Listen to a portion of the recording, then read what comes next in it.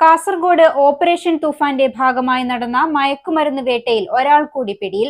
ജോഡ്കലിൽ 112 gram MDMA പിടികൂടിയ കേസിൽ കയ്യാർ സ്വദേശി അബ്ദുൽ സമദാണ് അറസ്റ്റിലായത്. മയക്കുമരുന്ന് വാങ്ങുന്നതിനായി പണം മുടക്കിയത് സമദാണെന്ന് പോലീസ് കണ്ടെത്തി. Start your journey with confidence. GTech Education. Fatima Arcade, opposite New Bus Stand, Kasargod. Telephone 7736 100 443 04994 227432. Operation തൂഫാന്റെ ഭാഗമായി മഞ്ചേശ്വരം പോലീസ് നടത്തിയ പരിശോധനയിലാണ് വൻ മയക്കുമരുന്ന് ശേഖരവുമായി മൂന്നാമനും പിടിയിലാകുന്നത്. കയ്യാർ സ്വദേശി 31 വയസ്സുള്ള അബ്ദുൽ സമദിനെയാണ് മഞ്ചേശ്വരം ഇൻസ്പെക്ടർ PK ജിജീഷിന്റെ നേതൃത്വത്തിലുള്ള സംഘം സോങ്കാലിൽ വെച്ച് അറസ്റ്റ് ചെയ്തത്.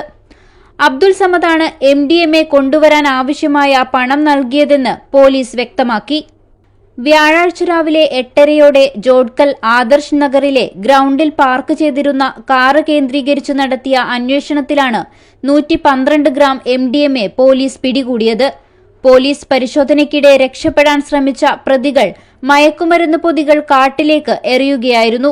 സംഭവത്തിൽ കുബണൂർ ദീനാർ നഗർ മുബാറക് മൻസിലിൽ മൊയ്തീൻ കുഞ്ഞി, ജോഡ്കൽ സ്വദേശി ഫാറൂഖ് മുഹമ്മദ് എന്നിവരെ പോലീസ് സംഭവസ്ഥലത്തുനിന്ന് തന്നെ പിടികൂടിയിരുന്നു.